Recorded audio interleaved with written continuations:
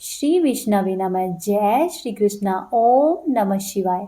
आप सभी को षटतिला एकादशी की ढेरों शुभकामनाएं। आज ही के दिन षटतिला एकादशी का व्रत रखा जाएगा। षटतिला एकादशी के दिन तिल दान से मनुष्य को स्वर्ण दान के जितना पुण्य प्राप्त होता है।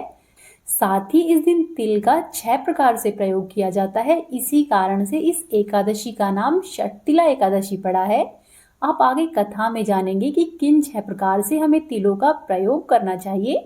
षटतिला एकादशी के दिन व्रत रखने और व्रत कथाओं को श्रद्धा पूर्वक सुनने से मनुष्य को अनंत शुभ फलों की प्राप्ति होती है। जब भगवान श्री कृष्ण धर्मराज युधिष्ठिर से एकादशी के महात्म्य पर चर्चा कर रहे थे, तब धर्मराज युधिष्ठिर ने श्रद्धा पूर्वक उन्हें प्रणाम करते हुए पूछा, हे प्रभु, अब आप मुझे षटतिला एकादशी के महात्म्य के बारे में विस्तार पूर्वक बताइए कि किस दिन और इस व्रत को क्यों रखना चाहिए। साथ ही इसको करने से कौन कौन से शुभ फलों की प्राप्ति होती है। तब भगवान श्री कृष्ण बोले कि हे धर्मराज, षटतिला एकादशी के बारे में मैं तुम्हें वह सब बताता हूँ जो कि दालभ्य ऋषि के पूछने पर पुलस्त्य ऋषि ने उन्हें विस्तार पूर्वक सुनाया था। एक समय की बात है, दालभ्य ऋषि ने पुलस्त्य ऋषि से पूछा कि हे महाराज, इस पृथ्वी लोक में मनुष्य ब्रह्म हत्या आदि महान पाप करते हैं, पराये धन की चोरी करते हैं, दूसरों की उन्नति या तरक्की देखकर ईर्ष्या करते रहते हैं, साथ ही अनेक प्रकार के दुर्व्यवहार करते हैं और व्यसनों में फंसे रहते हैं। फिर भी उन मनुष्यों को नरक प्राप्त क्यों नहीं होता है? क्या कारण है कि वो नरक प्राप्त होने से बच जाते हैं?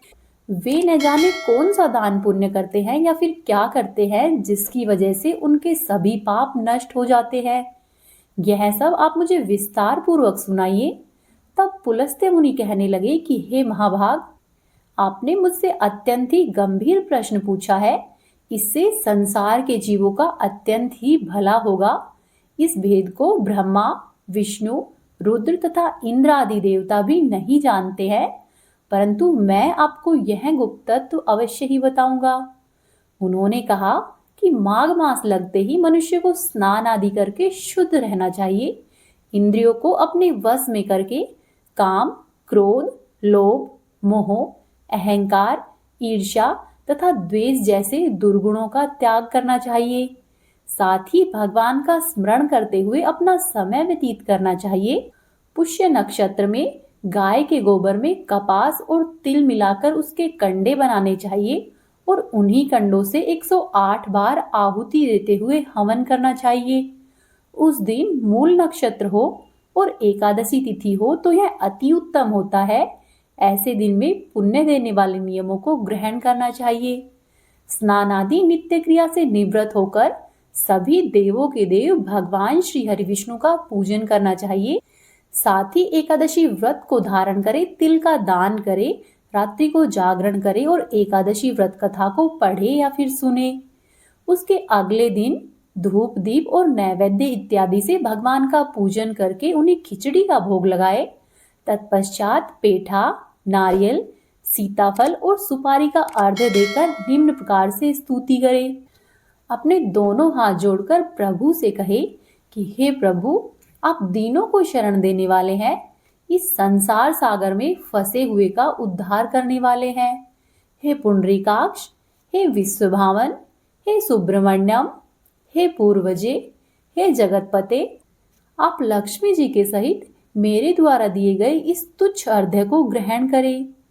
इसके बाद उन्हें प्रणाम करें और फिर जल से भरे हुए घड़े को ब्राह्मण को दान करें तथा संभव हो तो ब्राह्मण को गाय का दान करें और तिल से भरे हुए पात्र का भी दान करें। तिल स्नान और भोजन दोनों ही श्रेष्ठ है। इस प्रकार जो भी मनुष्य जितने तिलों का दान करता है उतने 1000 वर्ष तक स्वर्ग में रहता है। इस दिन तिल मिले हुए जल से स्नान करना, तिल का उबटन लगाना, तिलों से हवन करना और तिलों से अपने पितरों के निमित्त तर्पण करना, तिल का भोजन करना और तिलों का दान करना, इन 6 प्रकार से तिलों का अवश्य ही प्रयोग करना चाहिए। ऐसा करने से मनुष्य के अनेक पाप नष्ट होते हैं, साथ ही उसके पुण्यों में वृद्धि होती है। इतना कहकर पुलस्त्य ऋषि कहने लगे कि हे महाभाग, अब मैं तुम्हें एकादशी की कथा सुनाता हूँ, ध्यानपूर्वक सुनो। एक समय की बात है, नारद जी ने भगवान श्री हरि विष्णु से यही प्रश्न किया था और भगवान ने जो शक्तिला एकादशी का महात्म्य नारद जी से बताया था, वही मैं तुमसे कहता हूँ। भगवान ने नारद जी से कहा कि हे नारद, मैं तुमसे सत्य घटना कहता हूँ, ध्यानपूर्वक सुनना। प्राचीन काल में मृत्युलोक में एक ब्रह्माणी रहती थी। वह सदैव ही व्रत किया करती। एक समय उसने 1 महीने तक व्रत किया। ऐसा करने से उसका शरीर अत्यंत ही दुर्बल हो गया। यद्यपि वह अत्यंत ही बुद्धिमान थी, फिर भी उसने कभी भी देवताओं या फिर ब्राह्मणों के निमित्त अन्न का दान नहीं किया था। मैंने सोचा कि इस ब्रह्माणी ने व्रत आदि करके अपने शरीर को शुद्ध कर लिया है और अब इसे विष्णु लोक तो मिल ही जाएगा, परंतु इसने कभी भी अन्न का दान नहीं किया है। ऐसा करने से इसकी तृप्ति होना अत्यंत ही कठिन है। फिर आगे भगवान कहने लगे कि हे नारद, ऐसा सोच करके मैंने भिखारी का वेश धारण किया और भिखारी के वेश में मृत्युलोक में उस ब्रह्माणी के घर पर आ गया। मैंने उसके घर पर आकर ब्रह्माणी से भिक्षा मांगी। तब मैं ब्रह्माणी बोली कि महाराज, आप यहाँ पर क्यों आए हो और आप कौन हो? तब मैंने कहा कि मुझे भिक्षा चाहिए। मेरे ऐसा कहने पर उस ब्रह्माणी ने मेरे भिक्षा पात्र में एक मिट्टी का ढेला डाल दिया। मैं उस मिट्टी के ढेले को लेकर स्वर्ग लोक में वापस लौट आया। कुछ समय के बाद नियत समय आने पर ब्रह्माणी की मृत्यु हो गई। ब्रह्माणी अपना शरीर त्याग कर स्वर्ग में आई। उस ब्रह्माणी को मिट्टी का दान करने से स्वर्ग में अत्यंत ही सुंदर महल मिला, परंतु उसके घर के अंदर अन्न आदि सभी सामग्रियां नहीं थी। यह देखकर वह ब्रह्माणी घबरा गई और मेरे पास आकर कहने लगी कि हे प्रभु, मैंने आपके अनेक व्रत किए हैं, अनेक प्रकार से पूजा की है, फिर भी मेरे घर में अन्न इत्यादि सभी आवश्यक वस्तुएं नहीं है। इसका क्या कारण है? उसके ऐसा कहने पर मैंने कहा कि तुम ऐसा करो, अपने घर पर जाओ, वहां पर देव स्त्रियां तुम्हें देखने आएंगी। पहले तुम उनसे षटतिला एकादशी का पुण्य और विधि सुन लेना, उसके बाद ही अपना द्वार खोलना। हे नारद, मेरे ऐसा कहने पर वह ब्रह्माणी अपने घर पर वापस चली गई और जब कुछ समय के पश्चात उसके पास देव स्त्रियां गई, तब देव स्त्रियों ने उसे द्वार खोलने को कहा। ब्रह्माणी बोली कि आप लोग मुझे देखने आई हो, तो पहले मुझे षटतिला एकादशी का महात्म्य और कथा सुनाओ, तब ही मैं द्वार खोलूंगी। तब उनमें से एक देव स्त्री कहने लगी कि ठीक है, मैं सुनाती हूँ। फिर जब उस ब्रह्माणी ने षटतिला एकादशी का महात्म्य सुन लिया, तब ही उसने द्वार खोला। देवांगनाओं ने देखा कि यह न तो गांधर्वी है, न ही आसुरी है, वरन यह तो पहले की ही तरह मानुषी है। उस ब्रह्माणी ने देवांगनाओं के कहे अनुसार षटतिला एकादशी का व्रत किया। ऐसा करने से वह बहुत ही सुंदर और रूपवती हो गई तथा उसका घर अन्न इत्यादि समस्त सामग्रियों से युक्त हो गया। इसीलिए प्रत्येक मनुष्य को चाहिए कि मूर्खता त्याग कर षटतिला एकादशी का व्रत करे और लोभ नहीं करके इस दिन तिल इत्यादि वस्तुओं का दान करे। ऐसा करने से दुर्भाग्य, दरिद्रता तथा अनेक प्रकार के कष्ट दूर होकर मनुष्य को मोक्ष की प्राप्ति होती है। इस दिन जो भी मनुष्य किसी कारणवश व्रत नहीं रख सकते, उन्हें इस दिन व्रत कथा को अवश्य ही पढ़ना या सुनना चाहिए। ऐसा करने से उन्हें अनंत पुण्य फलों की प्राप्ति होती है, साथ ही दुख दरिद्रता दूर होती है। और प्रेम पूर्वक बोलिए श्री हरि विष्णु भगवान की जय। अब आप सुनिए एकादशी माता की कहानी, जो कि एकादशी के व्रत में आवश्यक रूप से कही या फिर सुनी जाती है। एक बार की बात है, एक बूढ़ी अम्मा थी। बूढ़ी अम्मा 12 मासी एकादशी का व्रत किया करती।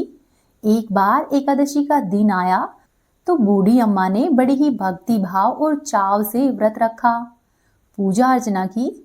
वैसे तो बूढ़ी अम्मा को इस वृद्धावस्था में क्या ही चाहिए था, परंतु फिर भी बूढ़ी अम्मा ये सोचकर व्रत रखा करती कि मेरे व्रत रखने से इनका पुण्य फल मेरे आने वाली पीढ़ियों तक को मिलेगा, इससे मेरे पुत्र पौत्र और नाती नातिनों को भी सौभाग्य मिलेगा।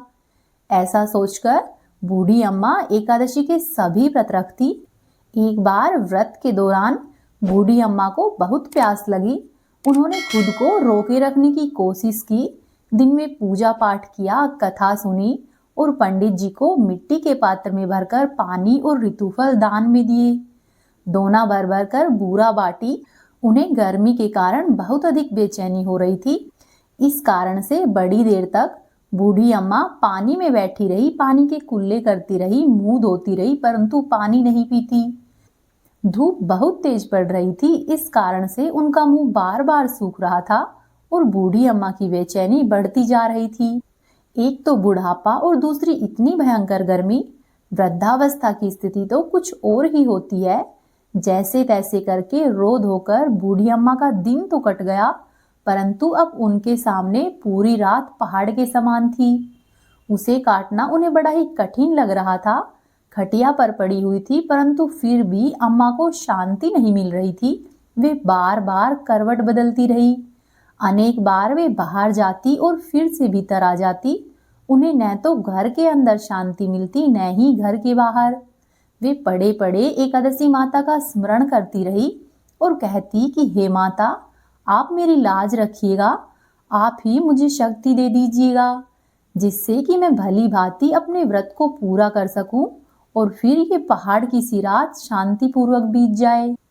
इस तरह से बूढ़ी अम्मा एकादशी माता से प्रार्थना करती रही, परंतु प्यास के कारण उनकी बेचैनी बढ़ती ही गई। उन्होंने धैर्य रखने का बहुत प्रयास किया, किंतु अंत में उनकी सहनशीलता टूट गई और वे घबराकर एकदम जोर से चिल्ला पड़ी कि बचाओ बचाओ। अम्मा का चिल्लाना सुनकर परिवार के सभी लोग आ गए। उसके बेटे, पोते, बहुए और अड़ोसी पड़ोसी सभी इकट्ठे हो गए। खटिया के समीप आकर उन्होंने पूछा कि अम्मा क्या हो गया, आप क्यों चिल्ला रहे हो? आप इस वृद्धावस्था में इतना कठिन व्रत क्यों कर रहे हो? तब अम्मा के पड़ोसियों ने भी कहा कि अम्मा, व्रत रखने की एक उम्र होती है, तुम इस उम्र में व्रत क्यों रख रही हो? परंतु अम्मा ने उनमें से किसी की भी एक बात नहीं मानी और उन्होंने निश्चय किया कि आज तो मैं एकादशी व्रत को पूर्ण करके रहूंगी। फिर अम्मा ने अपने बच्चों से कहा कि तुम ऐसा करो, मेरी छाती पर ठंडे पानी का एक घड़ा रख दो। अम्मा के बच्चों ने वैसा ही किया, पानी का घड़ा रख दिया।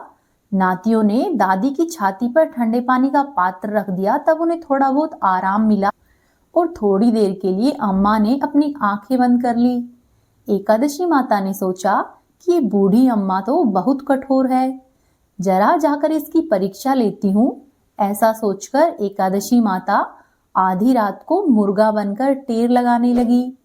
मुर्गे की आवाज सुनकर दादी अम्मा जल्दी से उठी और बाहर जाकर आसमान की ओर देखा, किंतु आसमान में उन्हें कहीं भी प्रातःकालीन तारे नहीं दिखाई दिए। अम्मा सोचने लगी कि ये मुर्गा क्यों और कैसे बोल गया, परंतु उन्होंने फिर भी अपने व्रत का पारण नहीं किया। अब अम्मा का मन थोड़ा विचलित होने लगा। अंत में उन्होंने निश्चय किया कि मैं अपना व्रत नहीं छोड़ूंगी, चाहे मेरे प्राण ही क्यों न निकल जाए। ये सोचकर वे फिर से अपनी खटिया पर पड़ गई। थोड़ी देर बाद एकादशी माता ने फिर से उसकी परीक्षा लेनी चाहिए। अब एकादशी माता ने एक छोटी सी बालिका का रूप धारण किया और एक गिलास में शरबत लेकर अम्मा के सिरहाने आकर खड़ी हो गई और जोर से बोली कि दादी, सवेरा हो गया है, उठो और शरबत पी लो। पहले तो अम्मा ने शरबत का गिलास देखा और उनका मन ललचाने लगा, परंतु फिर उन्हें याद आया कि मेरा तो एकादशी का व्रत है, मैं शरबत कैसे पी सकती हूँ। फिर वे शांतिपूर्वक अपनी खटिया पर लेटी रही, कुछ नहीं बोली। थोड़ी ही देर में एकादशी माता वहां से अंतर्ध्यान हो गई। फिर थोड़ी देर बाद अम्मा को ऐसा लगा कि जैसे किसी ने उसे कुएं में पटक दिया हो, पर अम्मा बड़ी देर तक उस कुएं के अंदर हाथ पैर चलाती रही, किंतु उन्होंने अपने मुंह में पानी की एक बूंद भी नहीं जाने दी। वे दृढ़तापूर्वक अपने व्रत का पालन करती रही। थोड़ी ही देर में न जाने कहां से उनके सामने आग जलने लगी, जिससे कि गर्मी बढ़ने लगी और प्यास के कारण प्राण निकलने को ही थे। किंतु बूढ़ी अम्मा का कुछ भी नहीं बिगड़ा, वे जहां की तहां बैठी रही। थोड़ी देर में अम्मा को ऐसा लगा कि बाहर जोर से प्रकाश हो रहा है। अम्मा अपनी खाट से उठी और बाहर जाकर देखा तो अभी सवेरा होने में 3-4 घंटे बाकी थे। यह जानकर अम्मा शांति पूर्वक इधर उधर घूमने फिरने लगी। एकादशी माता ये बात अच्छे से समझ गई कि ये बूढ़ी अम्मा किसी भी प्रकार से अपने व्रत को नहीं तोड़ेगी। वे उनके व्रत के निश्चय को अच्छी तरह से समझ गई और फिर अपने धाम को चली गई।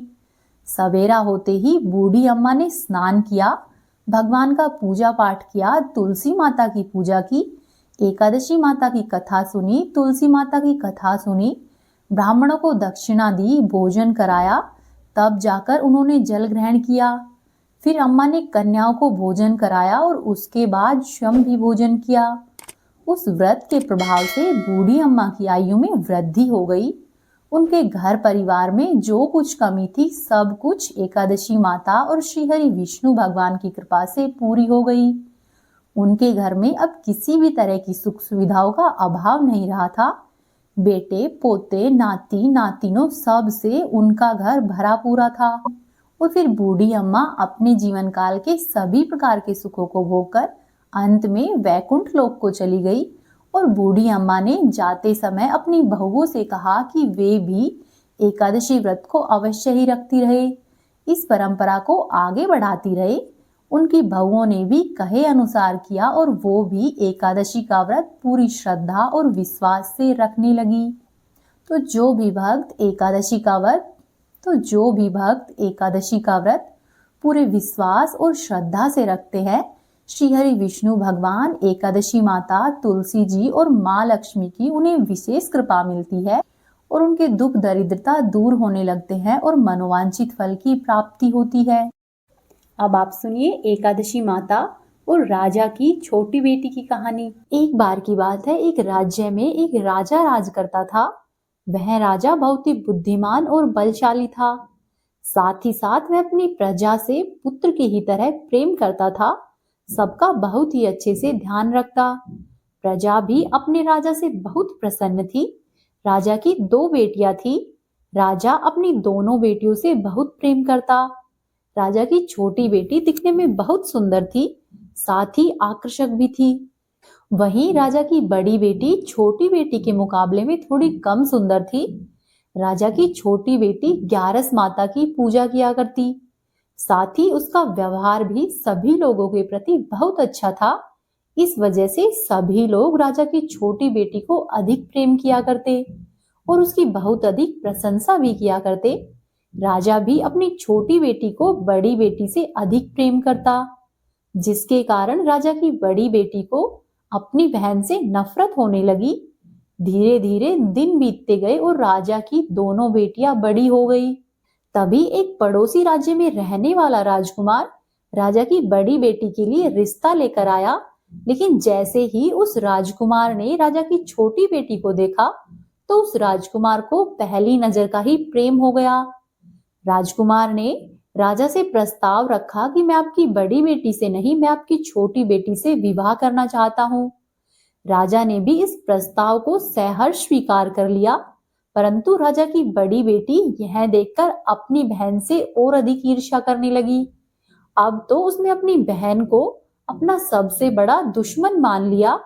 राजा की बड़ी बेटी ने अपनी छोटी बहन से बदला लेने का निर्णय किया, जिसके लिए उसने अपनी छोटी बहन को मारने की योजना बनाई। राजा की बड़ी बेटी ने अपनी छोटी बहन को मारने के लिए सबसे पहले जहर मिलाकर एक लड्डू बनाया और अपनी बहन से कहा कि बहन, ये प्रसाद है, इसे ग्रहण करो। राजा की छोटी बेटी ने उसे खा लिया और एकादशी माता की कृपा से उसे कुछ भी नहीं हुआ। यह देखकर बड़ी बहन बहुत ही आश्चर्यचकित हुई, लेकिन उसने हार नहीं मानी। और फिर कुछ दिनों के बाद जब राजा की छोटी बेटी अपने कक्ष में सो रही थी, तब राजा की बड़ी बेटी ने एक मटके में सांप रखकर अपनी बहन के कमरे में छोड़ दिया। लेकिन सांप ने भी छोटी बेटी को कुछ नहीं कहा, वह चुपचाप चला गया। उसके बाद बड़ी बहन ने अपनी छोटी बहन से कहा कि चलो बहन, आज हम लोग कुएं से पानी लेकर आते हैं। ऐसा कहकर दोनों ही कुएं से पानी लाने के लिए गई। कुएं के पास पहुंचकर बड़ी बहन ने छोटी बहन को कुएं के अंदर धक्का दे दिया, परंतु एकादशी माता की कृपा से उसे कुछ नहीं हुआ। सकुशल वह बाहर आ गई। उधर बड़ी बहन हर बार असफल हो जाने के कारण बहुत क्रोधित होती जा रही थी और फिर उसने एक दिन अपनी बहन से ही पूछने का निश्चय किया। वह अपनी बहन के पास आई और कहने लगी कि मेरी प्यारी बहन, तुमको पता है भगवान ने सबकी मृत्यु तय करके रखी है और किस तरह से उसकी मृत्यु होगी यह भी तय किया है। तब राजा की छोटी बेटी बोली कि हाँ बहन, मुझे पता है। तब बड़ी बहन बोली कि क्या तुम्हें ये पता है तुम्हारी मृत्यु किस तरह होगी? तब राजा की छोटी बेटी बोलती है, हाँ बहन, मेरी मृत्यु वह जो तोता है, उस तोते के गले में जो हार है उसकी वजह से होगी। जब तक वह हार उस तोते के गले में है तब तक मैं जीवित हूँ, और जैसे ही कोई उस तोते को मारकर हार को अपने गले में धारण कर लेगा तब मैं मूर्छित हो जाऊंगी, और जैसे ही उस हार को अपने गले से उतारेगा तो मैं फिर से जीवित हो जाऊंगी। अपनी छोटी बहन की मृत्यु का राज जानकर बड़ी बहन बहुत ही प्रसन्न हुई और उसने अपनी बहन को मारने के लिए उसके पालतू तोते को ढूंढना शुरू किया। साथ ही छोटी बहन को इस बात का आभास हो गया, हो न हो कोई मेरी जान अवश्य ही लेना चाहता है। इसीलिए वह अपने पिताजी के पास गई और उसने अपने पिताजी से कहा कि पिताश्री, मेरी मृत्यु के बाद आप मुझे जलाइएगा मत, बल्कि मुझे अपनी पुरानी वाली हवेली में एक पलंग पर लिटाकर छोड़ दीजिएगा। अपनी छोटी बेटी की ये बातें सुनकर राजा बहुत आश्चर्यचकित हुआ और उसने अपनी बेटी से कहा कि क्या हुआ बेटी, तुम अचानक से इस प्रकार की बातें क्यों कर रही हो? तब राजा की बेटी ने बताया कि पिताजी, समय किसी के लिए कभी भी प्रतीक्षा नहीं करता, कब और क्या हो जाए हमें नहीं पता है। और फिर राजा ने अपनी बेटी से कहा कि ठीक है, 2-3 दिन में तुम्हारा विवाह है और इस समय तुम ऐसी बातें मत करो। लेकिन छोटी बेटी ने अपने पिताजी को मजबूर करके उससे वचन ले लिया। तब राजा ने भी अपनी बेटी की बात स्वीकार कर ली और 2-3 दिनों के बाद जब बेटी की शादी का समय आया तब राजकुमार बारात लेकर वहां पर आ गया और राजकुमार व राजा की छोटी बेटी का विवाह धूमधाम से शुरू हो गया। जैसे ही राजा की छोटी बेटी राजकुमार के साथ फेरे लेना शुरू करती है तो उसकी बड़ी बहन अपनी बहन के कमरे में जाकर उसके तोते को पकड़ लेती है और उस तोते को जान से मार देती है। साथ ही उस तोते के गले में जो हार था उस हार को बड़ी बहन अपने गले में पहन लेती है। जैसे ही बड़ी बहन उस हार को अपने गले में पहनती है तो उधर छोटी बेटी के 3.5 ही फेरे हुए थे और वह वहीं पर बेहोश होकर गिर जाती है। उसके बाद राजा ने बड़े बड़े नीम हकीमों को बुलाया और अपनी बेटी का इलाज करने के लिए कहा। राजा की बात सुनकर सभी वैद्यों ने राजा की बेटी का इलाज करने की खूब कोशिश की। उन्होंने राजा को बताया कि हे राजन, आपकी बेटी न तो मृत है और न ही जीवित है। हम सब ऐसा पहली बार देख रहे हैं। तब राजा ने वैद्य और नीम हकीमों से कहा कि ये बातें तुम लोग बाहर जाकर नहीं कहना। अगर तुमने ये बातें किसी को बताई तो मैं तुम्हें फांसी दिला दूंगा। ऐसा कहकर राजा ने अपनी छोटी बेटी को पुराने महल में ले जाकर एक पलंग पर लिटा दिया और वहां पर उसकी सुरक्षा के लिए कुछ सैनिकों का पहरा लगवा दिया। इसके बाद राजा अपने महल में वापस आ गया। तब राजा की बड़ी बेटी राजा के पास आई और कहने लगी कि पिताजी, अगर ये शादी संपन्न नहीं हुई तो आपकी बहुत बदनामी होगी। यदि आप कहो तो आपकी इज्जत रखने के लिए मैं राजकुमार से शादी करने को तैयार हूँ। उसके बाद राजा को भी अपनी बेटी की बात सही लगी और उसने अपनी छोटी बेटी के कपड़े पहनाकर बड़ी बेटी को मंडप में बिठा दिया। लेकिन राजकुमार यह बात जान गया कि यह तो मेरी पत्नी है ही नहीं। लेकिन फिर भी उस राजकुमार को मजबूरन राजा की बड़ी बेटी से शादी करनी पड़ी और बचे हुए फेरे उसके साथ ही लिए और इस प्रकार से विवाह संपन्न हुआ। जिसके बाद राजकुमार राजा की बड़ी बेटी को अपने महल में ले गया। राजकुमार राजा की बड़ी बेटी से ना तो बात करता और ना ही उसे पसंद किया करता था और ना ही उसके आसपास फटकता। और राजकुमार ने यह फैसला लिया कि मैं अपनी प्रेमिका को ढूंढ कर रहूंगा और यह जानकर रहूंगा कि उसके साथ क्या हुआ था। इसी तरह से धीरे धीरे दिन बीतते गए। एक दिन राजकुमार अपने घोड़े पर सवार होकर राजा के पुराने महल के पास पहुंचा। वहां पर उसने कुछ सैनिकों को देखा। महल के पास पहुंचकर राजकुमार ने जब उस महल को ध्यान से देखा तो वह समझ गया कि ये तो मेरे ससुर का महल है। ऐसा विचार करके वह महल के अंदर गया और जब उसने सैनिकों से पूछा कि तुम लोग यहाँ पर क्या कर रहे हो और इस महल के अंदर कौन है, तब सैनिकों ने बताया कि यहाँ पर राजा की छोटी बेटी है। यह सुनकर राजकुमार प्रसन्न हुआ और वह तुरंत ही अपनी प्रेमिका के पास पहुंच गया और उसकी सेवा करने लगा। जैसे ही रात हुई तो राजा की छोटी बेटी उठकर बैठ गई। राजकुमार यह देखकर अत्यधिक प्रसन्न हुआ और उसने अपनी प्रेमिका से पूछा कि तुम यहाँ पर क्या कर रही हो, मेरे साथ घर पर चलो। तब राजा की छोटी बेटी ने राजकुमार से सारी बातें कह सुनाई और कहा कि मेरी जान एक तोते में बसी थी और मैंने यह बात सिर्फ और सिर्फ अपनी बड़ी बहन को बताई थी। हो न हो मेरी बहन ने ही मुझे मारने का प्रयास किया है। उसके पास एक हार है जिसको वह सुबह होते ही पहन लेती है और रात को सोते समय उतार देती है।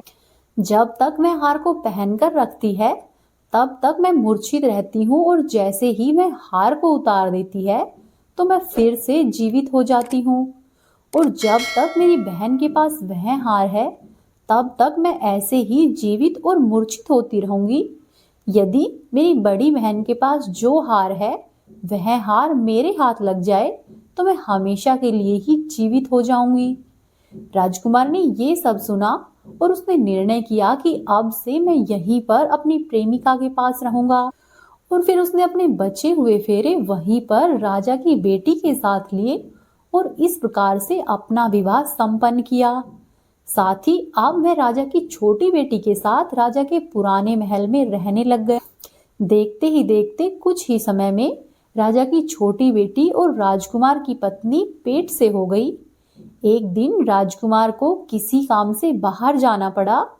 तब छोटी बहन के पेट में बहुत तेज दर्द होने लगा, जिसके बाद उसने ग्यारस माता को याद किया और ग्यारस माता वहां पर प्रकट हुई और अपने भक्तों के दुख दर्द को दूर किया। साथ ही उसे एक पुत्र प्राप्त हुआ और वहीं पर अचानक से राजकुमार आ गया। राजकुमार ने जब ग्यारस माता को देखा तो वह आश्चर्यचकित रह गया और उसने तुरंत ही माता को प्रणाम किया। तब ग्यारस माता ने राजकुमार से कहा कि जब तुम्हारा पुत्र 5 वर्ष का हो जाए तो तुम अपनी पत्नी का हार लेकर आना और इसके गले में डाल देना। देखते ही देखते दिन बीतते गए और अब राजा की छोटी बेटी और उस राजकुमार का पुत्र 5 वर्ष का हो गया। तो राजकुमार अपने बेटे से कहता है कि बेटा, मैं कुछ काम से बाहर जा रहा हूँ, तुम अपनी माता का अच्छे से ध्यान रखना। ऐसा कहकर वह वहां से चला जाता है और उस राजकुमार को वहां से बाहर निकलता हुआ बड़ी बहन के कुछ सैनिक देख लेते हैं और जाकर बड़ी बहन को सारी बातें बता देते हैं। जिसके बाद बड़ी बहन अपनी छोटी बहन के पुत्र को वहां से उठवा लेती है। वह अपनी छोटी बहन के पुत्र के 2 टुकड़े करवाती है। पहला टुकड़ा चक्की के पास छुपा देती है और दूसरा टुकड़ा अपने पलंग के नीचे रखती है। अब ग्यारस माता भिखारी का रूप लेकर उसके पास आती है। एक भिखारी का रूप रखकर बड़ी बहन के पास ग्यारस माता आकर भिक्षा मांगने लगती है। तब बड़ी बहन अपने नौकरों से कहती है कि जाओ और जाकर भिक्षा दे दो। जैसे ही नौकर ग्यारस माता को भिक्षा देने के लिए आते हैं तो माता रानी उनसे भिक्षा लेने से मना कर देती है और कहती है कि मैं तो तुम्हारी महारानी के हाथों से ही भिक्षा लूंगी। इसके बाद बड़ी बहन स्वयं भिक्षा देने के लिए बाहर आती है।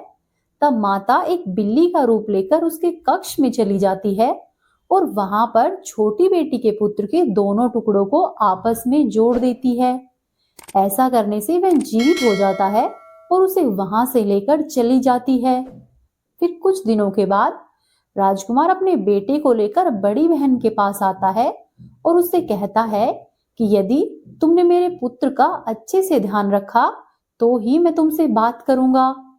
एक दिन राजकुमार अपने बच्चे से कहता है कि तुम ऐसा करो, अपनी बड़ी मम्मी से इसके गले का हार मांग लो। इसके बाद राजकुमार का लड़का अपनी बड़ी माँ के पास जाता है और कहता है कि माँ, मुझे तुम्हारा यह हार बहुत अच्छा लगा है, तुम यह हार मुझे दे दो। यह सुनकर वह पहले तो बहुत क्रोधित होती है, क्योंकि उसे यह पसंद नहीं आता कि वह किसी को भी इस हार को दे। पर फिर वह सोचती है कि राजकुमार ने कहा है कि यदि मैं इस बच्चे का अच्छे से ध्यान रखूंगी तो वह मुझसे बातें करेगा। यह बच्चा ही तो है, हार से क्या करेगा, खेलकर मुझे वापस दे देगा। ऐसा सोचकर उसने उस हार को उतारकर बच्चे से दे दिया। बच्चा तुरंत ही उस हार को लाता है और अपने पिताजी को दे देता है। और तभी राजकुमार अपने बेटे को लेकर वहां से जाने लगता है। साथ ही बड़ी बहन से कहता है कि तुम हमारे लिए खाना बनाकर रखना, मैं शाम को आकर तुम्हारे साथ खाना खाऊंगा। ऐसा कहकर मैं अपने बेटे और हार को लेकर छोटी बहन के पास जाता है। जब वह राजा की छोटी बेटी के पास पहुंचता है तो उससे हार पहना देता है। साथ ही अब वह हमेशा के लिए ठीक हो जाती है। फिर वह राजकुमार और राजा की छोटी बेटी राजा के पास जाते हैं और उससे सारी बातें कह सुनाते हैं। यह सुनकर राजा अपनी बड़ी बेटी की करतूतों से बहुत क्रोधित होता है। साथ ही अपनी परवरिश को भी दोष देने लगता है और राजकुमार को आदेश देता है कि अब से तुम मेरी छोटी बेटी के साथ ही हमेशा के लिए रहोगे, बड़ी बेटी से तुम्हारा कोई वास्ता नहीं होगा। ऐसा कहकर वह अपनी छोटी बेटी को राजकुमार के साथ प्रेम पूर्वक विदा करता है। साथ ही अपनी बड़ी बेटी को घर पर बुलाकर उसे उचित दंड देता है। इस तरह से 11 माता की कृपा से छोटी बेटी के जीवन में जितने भी मुश्किलें आई, सब मुश्किलें 11 माता की कृपा से दूर होती गई। हे 11 माता, जैसे आप राजा की छोटी बेटी पर प्रसन्न रही है, वैसे ही हम सभी पर रहना। इस कहानी को कहने वाले, सुनने वाले और होकारा भरने वाले सब पर अपनी दया दृष्टि बनाकर रखना, सबका भला करना। बोलो 11 माता की जय, तुलसी माता की जय, श्री हरि विष्णु भगवान की जय। अब आप सुनिए तुलसी माता की कहानी। सावर्णी मुनि की पुत्री तुलसी अपूर्व सुंदरी थी। उनकी इच्छा थी कि उनका विवाह भगवान नारायण के साथ हो। इसीलिए इस इच्छा को पूरा करने के लिए तुलसी जी ने श्री नारायण की तपस्या बद्री वन में की। तुलसी जी की दीर्घकालीन तपस्या से ब्रह्मा जी प्रसन्न हुए और प्रसन्न होकर दर्शन दिए और कहा कि हे तुलसी, तुम्हारी क्या इच्छा है। तब तुलसी जी ने कहा कि हे ब्रह्मदेव, आप अंतर्यामी हैं, सबके मन की बात जानते हैं। फिर भी मैं अपनी इच्छा आपको बताना चाहती हूँ कि भगवान नारायण मुझे पति के रूप में मिले। ब्रह्मा जी ने कहा कि हे तुलसी, तुम्हारा अभिष्ट हो, नारायण अवश्य ही तुम्हें पति के रूप में मिलेंगे। किसी अपराध के कारण तुम्हें श्राप मिला है। इसी प्रकार भगवान श्री नारायण के एक पार्षद को भी दानव कुल में जन्म लेने का श्राप मिला हुआ है। उसमें नारायण का अंश विद्यमान रहेगा। इसीलिए इस जन्म में पूर्व जन्म के पाप के शमन के लिए संपूर्ण नारायण तो नहीं, नारायण के अंश से युक्त दानव कुल में जन्मे उस श्रापग्रस्त पार्षद से तुम्हारा विवाह होगा। श्राप मुक्ति होने पर भगवान श्री नारायण सदा सर्वदा के लिए तुम्हारे पति हो जाएंगे। तब तुलसी जी ने ब्रह्मा जी के इस वरदान को स्वीकार लिया, क्योंकि मानव कुल में जन्म के कारण उन्होंने मायावी भोग तो भोगना ही था। अब तुलसी बद्रीवन में ही रहने लगी। नारायण का वह पार्षद दानव कुल में शंखचूर के नाम से पैदा हुआ और कुछ समय के बाद ही वह भ्रमण करता हुआ बद्रीवन में आया। वहां पर उसने तुलसी को देखा। उसको देखते ही वह तुलसी पर मोहित हो गया और तुलसी के सामने उसने विवाह करने का प्रस्ताव रखा। इतने में ही ब्रह्मा जी वहां पर आ गए और तुलसी जी से कहा कि तुलसी, शंखचूर को देखो, इसमें कैसा तेज है, इसका कैसा स्वरूप है। दानव कुल में जन्म लेने के बाद भी ऐसा लगता है मानो शरीर में नारायण का ही वास हो। तुम इसका प्रस्ताव सहर्ष स्वीकार कर लो। तुलसी जी को भी लगा कि उनकी तपस्या पूर्ण हुई, उन्हें इच्छित फल मिला है। इस प्रकार शंखचूर के साथ उनका गंधर्व विवाह हो गया और तुलसी जी शंखचूर के साथ उनकी पत्नी बनकर उसके महल में आ गई। शंखचूर ने अपनी परम सुंदरी सती साध्वी पत्नी तुलसी के साथ बहुत दिनों तक राज्य किया। उसने अपने राज्य का इतना अधिक विस्तार कर लिया कि देवलोक तक उसके अधिकार में आ गए वहीं स्वर्ग का सुख भोगने वाले सभी देवताओं की दशा अब दयनीय हो गई। शंखचूड़ धर्म पूर्वक राज्य करता था, वह किसी को भी कष्ट नहीं देता था। वहीं देवतागण अधिकार छिन जाने और राज्य छिन जाने से परेशान थे। तब सभी देवतागण मिलकर श्री ब्रह्मा जी, विष्णु जी और शिव जी की सभा में गए तथा सभी देवताओं ने अपनी विपत्ति कह सुनाई। तब ब्रह्मा जी ने कहा कि तुलसी परम साध्वी है, उसका विवाह मैंने ही शंखचूड़ से कराया था। शंखचूड़ को तब तक नहीं हराया जा सकता या नहीं मारा जा सकता जब तक तुलसी का सतीत्व नष्ट नहीं हो जाए। तब श्री विष्णु जी ने कहा कि शंखचूड़ पूर्व जन्म में मेरा पार्षद था, शाप के कारण उसे दैत्य कुल में जन्म लेना पड़ा। इस जन्म में भी उसमें मेरा अंश व्याप्त है। साथ ही तुलसी के पतिव्रत धर्म से वह अजय है। फिर सभी देवताओं की सहमति से भगवान शिव ने शंखचूड़ के पास संदेशा भिजवाया कि या तो वह देवताओं का राज्य लौटा दे या फिर उनसे युद्ध करे। शंखचूड़ शंकर जी के पास पहुंचा और उसने कहा कि हे देवाजी देव, आपके लिए देवताओं का पक्ष लेना उचित नहीं है। राज्य का विस्तार करना तो हर राजा का कर्तव्य होता है और मैं धर्म पूर्वक शासन कर रहा हूँ, मैं किसी को भी दुखी नहीं कर रहा हूँ। आप देवताओं से कहिए कि मेरी प्रजा होकर रहे और मैंने आपका भी कोई अपकार नहीं किया है। हमारा और आपका युद्ध शोभा नहीं देता। अगर इस युद्ध में आप हार गए तो यह बड़ी ही लज्जा की बात होगी और यदि मैं हार गया तो आपकी कीर्ति बहुत अधिक नहीं बढ़ेगी। शंखचूड़ की बात सुनकर भगवान शंकर हंसे, क्योंकि वे तो सभी रहस्य जानते थे। तुलसी और शंखचूड़ के पूर्व जन्म के श्राप की अवधि अब लगभग पूरी ही होने वाली थी। भगवान शंकर बोले कि शंखचूड़, इसमें कीर्ति और लज्जा की तो कोई बात नहीं है। तुम देवों को उनका राज्य लौटा दो और उन्हें उनके पद पर प्रतिष्ठित होने दो। युद्ध से बचने का एकमात्र यही उपाय है। तब शंखचूड़ ने कहा कि मैंने तो युद्ध के बल से ही देवलोक को जीता है और अब यदि कोई देवलोक को वापस चाहता है तो उसे केवल युद्ध करके ही मैं वापस लौटा सकता हूँ। मेरा यह अंतिम निर्णय है। ऐसा कहकर शंखचूड़ वहां से चला गया। उसने अपने राजमहल में वापस आकर अपनी पत्नी तुलसी को सारी बातें कह सुनाई और कहा कि हे तुलसी, कर्म भोग सब काल सूत्र में बंधा हुआ है। जीवन में हर्ष, शोक, भय, सुख, दुख, मंगल और अमंगल सब कुछ काल के ही अधीन है। हम तो केवल निमित्त मात्र है। संभव है कि भगवान शिव देवों का पक्ष लेकर मुझसे युद्ध करे। तुम चिंता मत करना, तुम्हारा सती तेज मेरी रक्षा करेगा।